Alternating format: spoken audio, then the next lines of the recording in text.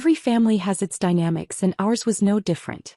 I was 29, working what my family considered a fake job in digital marketing, living in what they called a tiny apartment across town.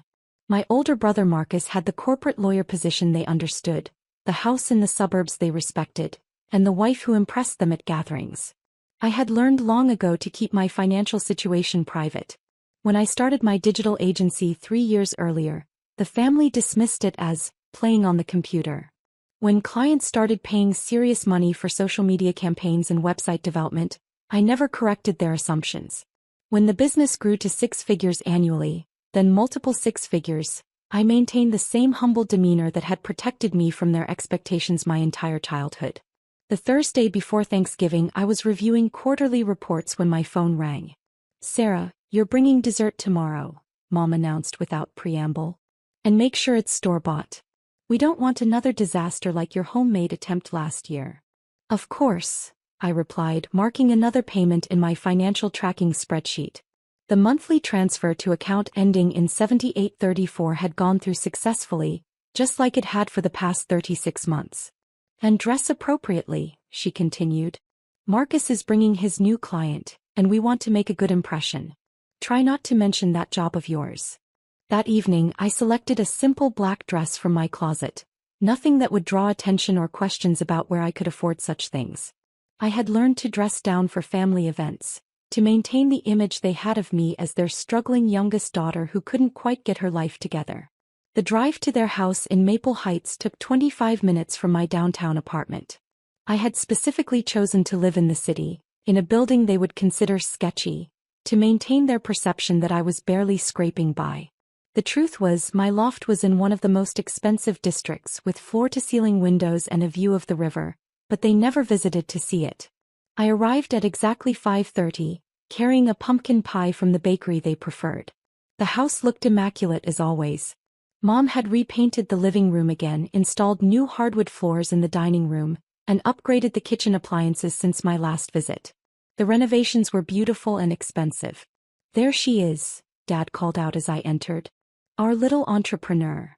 The word dripped with gentle mockery, the way he might describe a child's lemonade stand.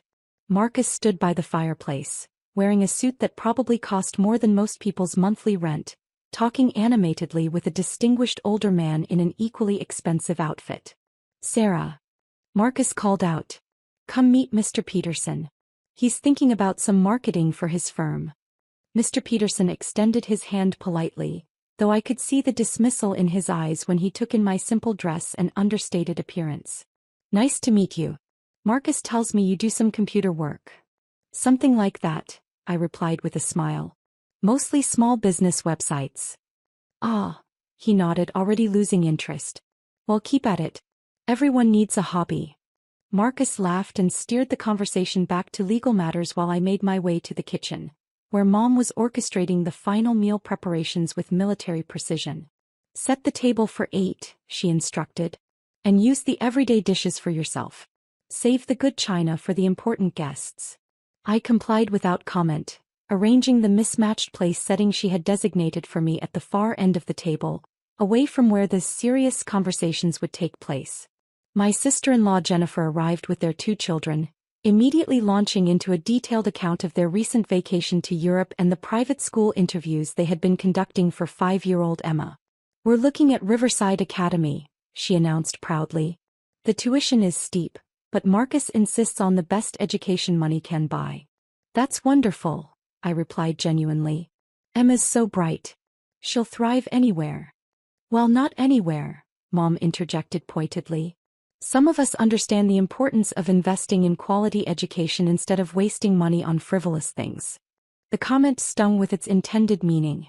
They still brought up my decision to attend State University instead of the private college they had preferred, as if my choice to graduate debt-free had been a personal failing rather than financial prudence. Dinner conversation flowed around me as it always did.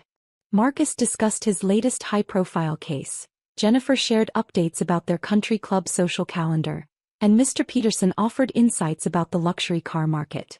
I contributed when directly asked but mostly listened, accustomed to being treated as the family member who had little of value to add to discussions about success and achievement. Sarah's been trying to make this internet thing work for years now, Dad explained to Mr. Peterson during the main course. We keep hoping she'll find something more stable. The gig economy is tough, Mr. Peterson replied sympathetically. My daughter went through a similar phase before she settled down with a real career. Exactly, Mom agreed, refilling his wine glass. We've tried to help her understand that playing around on computers isn't a sustainable lifestyle, but you know how young people are about facing reality. I cut another bite of turkey and nodded agreeably. You're probably right. As we moved to dessert, the conversation took a turn I hadn't anticipated. Mom had been drinking wine throughout the dinner, and her tongue had loosened considerably. You know what's really embarrassing? She announced to the table. Having a 29-year-old daughter who can't even afford her own rent. The table fell silent for a moment. Jennifer looked uncomfortable. Mr. Peterson studied his pie intently, and Marcus cleared his throat awkwardly. Mom, Marcus said quietly, maybe we don't need to. No, it's fine, Mom continued, waving her hand dismissively. Sarah knows we're just concerned about her future. Don't you, honey? I looked up from my plate, meeting her slightly unfocused gaze. Of course. I mean, look at this situation objectively, she pressed on. Here's Marcus supporting his family, buying a beautiful home, planning for his children's education. He contributes to this family, helps us with things when we need it. And then there's... She gestured vaguely in my direction. Dad picked up the thread. What your mother is trying to say is that we worry about your financial stability. You're living in that tiny apartment, driving that old car, working at this computer job that doesn't seem to provide any real security. We've offered to help you find something more stable, Mom added. Marcus could probably get you an entry-level position at his firm. Receptionist work, filing, something with benefits. That's very kind, I replied evenly. I appreciate the concern. Do you though? Mom's voice was rising slightly. Because honestly, Sarah, it's getting embarrassing. When people ask about my children, I can talk about Marcus's partnership track, his beautiful family, his success. But when they ask about you... She trailed off with a shrug. Mr. Peterson was now actively studying the pattern on his dessert plate, clearly wishing he was anywhere else. Jennifer was cutting tiny bites of pie for the children, avoiding eye contact with everyone. The truth is, Dad said, leaning forward with the earnest expression he wore when delivering what he considered tough love, you need to stop pretending to be successful and start taking concrete steps toward an actual career. You're 29 years old, Mom continued. Most people your age have their lives figured out. They're not still playing around with hobby businesses and living like college students. Marcus finally intervened. Maybe we could discuss this later, privately? Why? Mom demanded. Sarah's not a child. She can handle an honest conversation about her situation. Can't you, honey? I set down my fork and looked directly at her. Absolutely. I appreciate your honesty. Good, she nodded approvingly. Because frankly, it's time you stopped pretending and acknowledged reality. You can't even afford your own rent without struggling. How embarrassing is that for the family? The words hung in the air like smoke from a fire. Around the table, everyone had gone very still, waiting to see how I would respond to what was essentially a public humiliation disguised as concern. I smiled calmly and reached for my water glass. You're absolutely right, Mom. I should definitely face reality. She looked surprised by my easy agreement, as if she had expected more pushback. Well, good. I'm glad you're finally ready to be realistic about your situation. Completely realistic, I confirmed. Dad nodded approvingly. That's what we like to hear. Now, about Marcus's offer to help you find something at his firm. I listened politely as they outlined their plans for my career rehabilitation, nodding at appropriate intervals and making non-committal sounds of agreement. Mr. Peterson gradually rejoined the conversation once it moved away from the uncomfortable topic of my apparent failures. Jennifer began discussing holiday plans, and the tension at the table slowly dissipated. By the time I helped clear the dishes, the mood had shifted to something approaching normal. Mom seemed satisfied that she had finally gotten through to me about my unrealistic lifestyle. Dad appeared relieved that I was seeing sense about my situation. Even Marcus looked pleased that the family intervention had gone more smoothly than expected.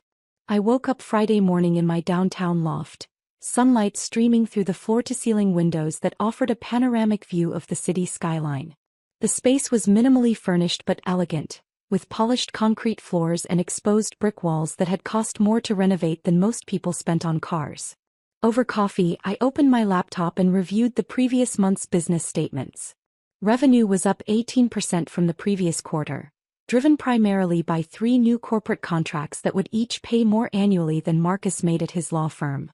My investment portfolio had crossed another milestone, and the passive income streams were generating enough monthly to cover most people's yearly expenses. But this morning I wasn't focused on the success metrics. Instead, I was thinking about dignity, respect, and the difference between someone who has money and someone who understands money. I picked up my phone and dialed the familiar number. Wells Fargo customer service. This is Rebecca. How can I help you today? Hi Rebecca, this is Sarah Chin. I need to cancel a recurring transfer from my business account. Of course, Ms. Chin. Can you verify your account information for me?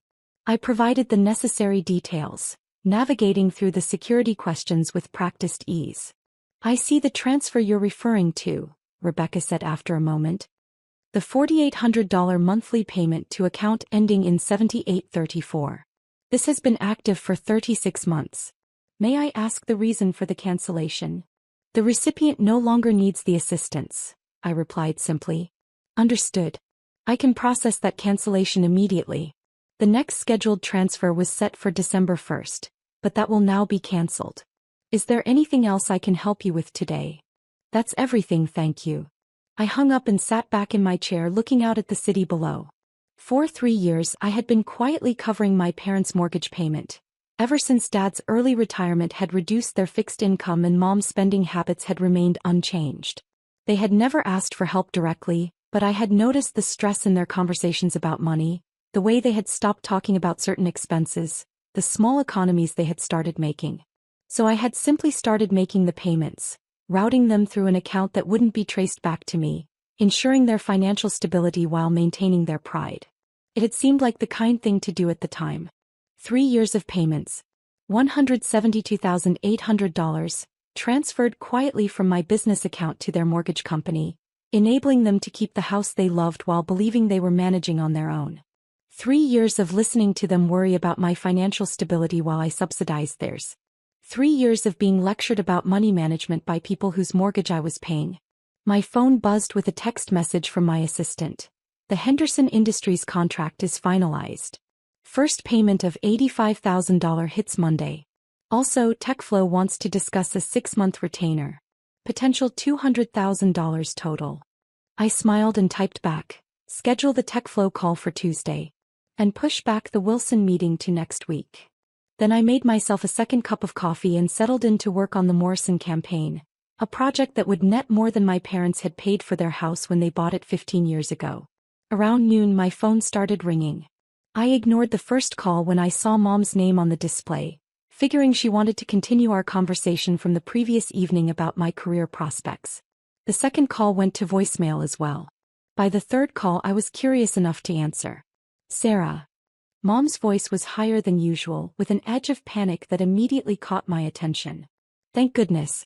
I've been trying to reach you. What's wrong? I just got the strangest call from the mortgage company. They're saying our automatic payment was cancelled, but that's impossible because we never set up an automatic payment. Dad handles all the bills manually. I set down my coffee cup. That does sound strange. The woman on the phone kept insisting that someone from our household had called to cancel a monthly transfer, but Dad never set up any kind of transfer. We've always just mailed in the check every month. I said noncommittally. But here's the really weird part, Mom continued, her voice rising with confusion. She said the payment that was cancelled was for $4,800, which is exactly what our mortgage payment is. How would some random automatic payment be for the exact same amount? That is odd, I agreed. Dad is on hold with them right now trying to figure out what happened. They're saying the payment has been coming from some business account for the past 3 years, but that makes no sense. What business would randomly pay our mortgage? I could hear Dad's voice in the background, becoming increasingly agitated as he spoke with customer service. Sarah, this is really strange.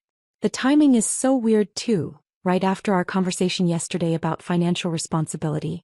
It's like some bizarre coincidence.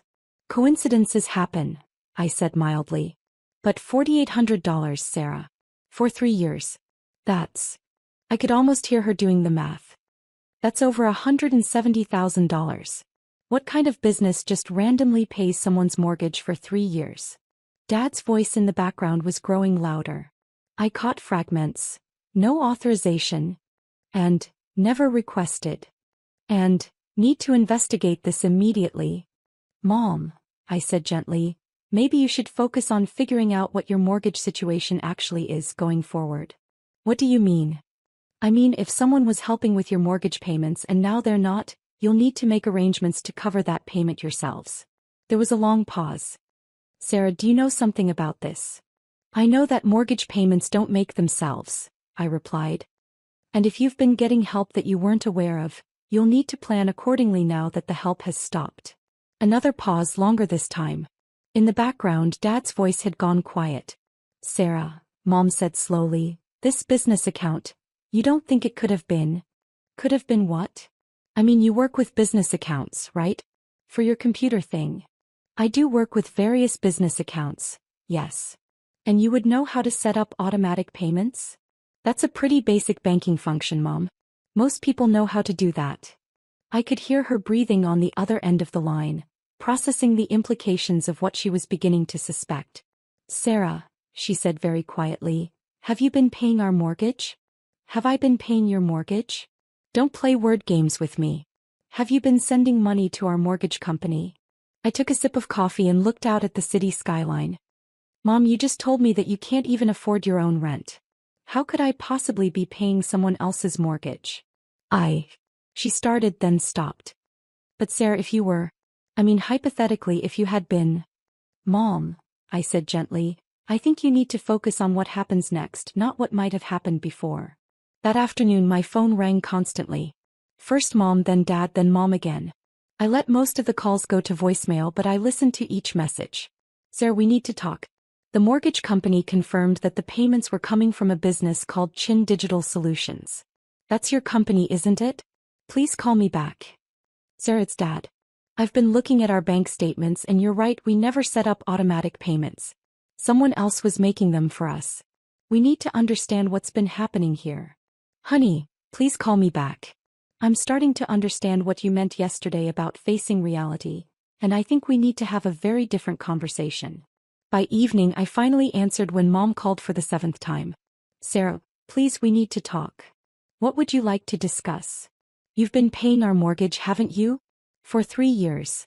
Mom, you made it very clear yesterday that I can't even afford my own rent. How could I possibly be paying your mortgage? Sarah, please stop. I know it was you. Chin Digital Solutions is your company. The payments started right after Dad retired and we were worried about making ends meet. You somehow knew we were struggling and you just started paying for us. That would be quite generous of someone who can't afford her own rent. Sarah. Her voice was small now, very different from the confident tone she had used at dinner. I owe you an apology. For what? For everything I said yesterday. For every time I've made assumptions about your financial situation.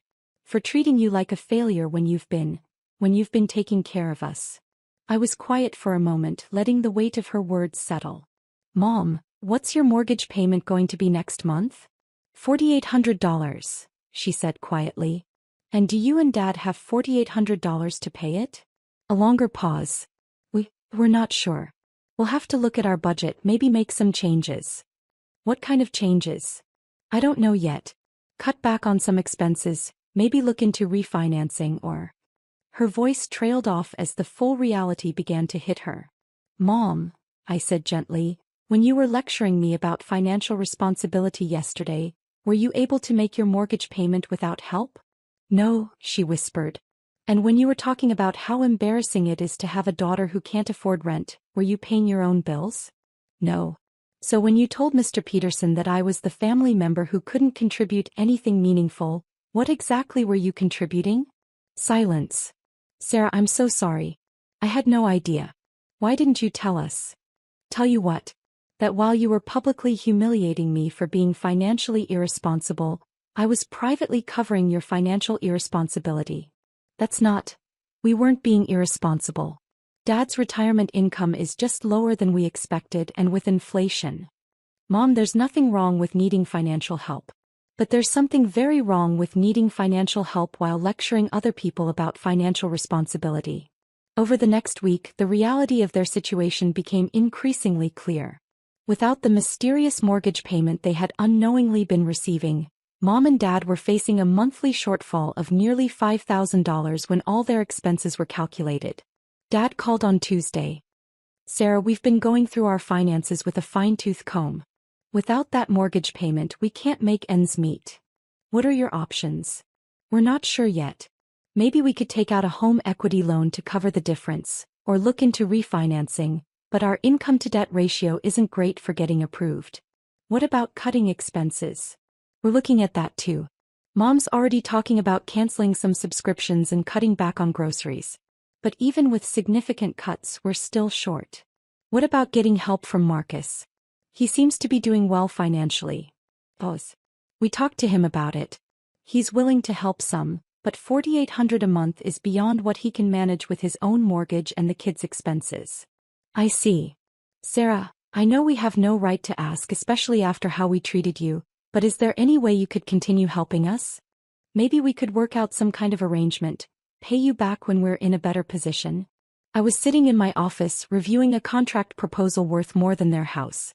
"Dad, remember what Mom said yesterday? About how I can't even afford my own rent." "Sarah, please. We know we were wrong. We're sorry." "I know you're sorry. But being sorry doesn't change the fundamental problem." "What problem?" "The problem is that for 3 years, you've been receiving financial help that you didn't acknowledge, didn't appreciate, and didn't even recognize. And during that same time, you've been criticizing the person who was providing that help for being financially irresponsible. We didn't know it was you. But you knew someone was helping you, didn't you? The math had to work somehow. Your expenses were being covered by income that you didn't have." Another pause. We thought maybe Dad's pension was higher than we realized, or that we were just managing better than we expected." "Dad, did you really think you had somehow become better at managing money, or did you just not want to look too closely at how the numbers were working out?" Silence. "The truth is, Dad, you were happy to accept help as long as you didn't have to acknowledge where it was coming from or feel grateful for it. The moment you had to face the fact that your daughter was supporting you financially, it became a problem." Marcus called on Friday. "Sarah, we need to talk about Mom and Dad." "What about them?" "They're panicking about the mortgage situation. They've asked me to help, but honestly, I can't cover $4,800 a month on top of my own expenses. Jennifer and I ran the numbers and it's just not feasible long term." "That sounds like a difficult position." "Sarah, I know what you did. I know you've been paying their mortgage for 3 years. Did they tell you that?" "They didn't have to.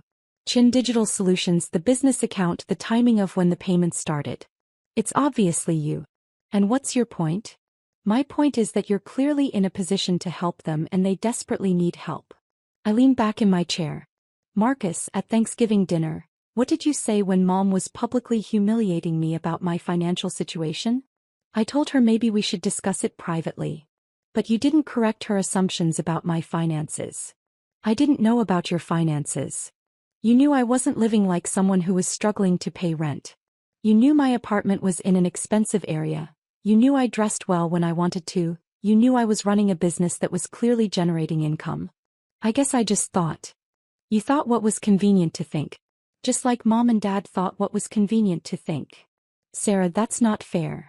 What's not fair is sitting quietly while your parents publicly humiliate your sister for being financially irresponsible when she's been subsidizing their lifestyle for 3 years." Marcus was quiet for a moment. "You're right. I should have spoken up." "Yes, you should have. But they really do need help now. And I really did need support at that dinner. But support is something you give to family members, not something you just take." "So what happens now?" "They lose the house." "Marcus, what happens now is that they face the same financial reality that every other adult faces. They need to make sure their expenses don't exceed their income." "But you could help them." "I could. But the question is whether help is something you give to people who respect you or something you give to people who don't." That weekend I made a decision. I drafted an email to my parents and Marcus. "Mom, Dad, and Marcus, I want to be clear about the situation going forward. For the past 3 years, I have been making your mortgage payments from my business account. This was not a loan, it was a gift, given out of love and respect for you as my parents. The total amount was $172,800. I stopped making these payments because on Thursday night, you made it clear that you view me as a financial burden and an embarrassment to the family.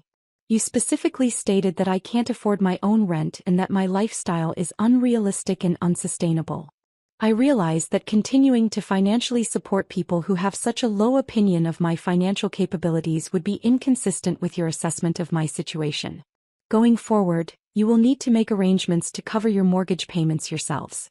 If you need help understanding your options, I recommend speaking with a financial advisor or credit counselor. I wish you the best in resolving your financial situation. I read the email 3 times before sending it. It was professional, clear, and final. My phone started ringing 20 minutes after I hit send. I let it go to voicemail. Sarah, please, we can work this out. We understand now how wrong we were. Please call us back. The next call was from Marcus. Sarah, this is crazy. They're your parents. You can't just cut them off like this. The third call was Dad. Sarah, I'm begging you. We made a mistake. We're sorry. Please don't punish us for one bad evening. I turned off my phone and made myself dinner. Spring arrived early that year. From my office window, I could see the trees along the riverfront beginning to bud, promising another season of growth and renewal. The Henderson Industries campaign had exceeded all expectations, leading to 3 additional corporate contracts and a referral network that had essentially doubled my business. I had hired 2 full-time employees and moved to a larger office space in the same building. My parents had managed to keep their house, but just barely. They had refinanced at a higher interest rate, taken out a home equity loan, and made significant lifestyle changes. Mom had gotten a part-time job at a local boutique. Dad had started doing consulting work with his former company. Marcus was helping them with $500 a month, which was what he could realistically afford. We had spoken twice since Thanksgiving. Once in January, when Mom called to tell me they had figured out their financial situation and didn't need my help anymore. Once in March, when Dad called to say they were proud of me for building a successful business and that they hoped we could repair our relationship. Both conversations were polite and distant. They felt like the kind of conversations you have with acquaintances, not family members. I wasn't angry anymore. Anger requires a kind of investment in the relationship that I no longer felt capable of making. Instead, I felt something closer to indifference, which was somehow worse. The truth was, I had learned something about myself that I hadn't expected. I had always believed that love and support should be unconditional, that family meant being there for each other regardless of circumstances. But I discovered that respect was not optional for me. I could love people who didn't respect me, but I could not support them. On a Thursday in April, I got a call from Jennifer. It was unusual enough that I answered immediately.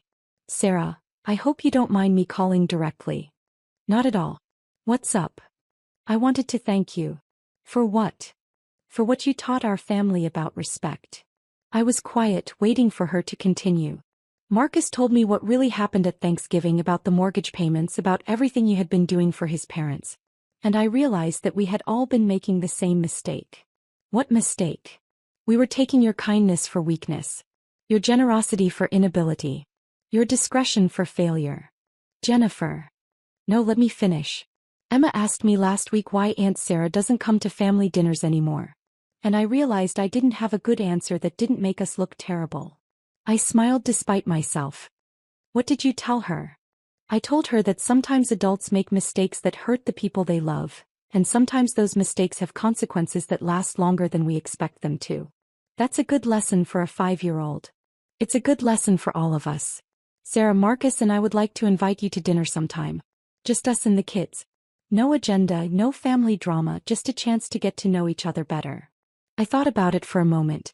I'd like that. Good. And Sarah? What you did, stopping the payments, making them face reality, it was the right thing to do. They needed to understand what they had lost. After we hung up, I sat in my office looking out at the city. Jennifer was right about one thing. There were lessons here for everyone. For my parents, the lesson was about gratitude, respect, and the difference between supporting someone and enabling them.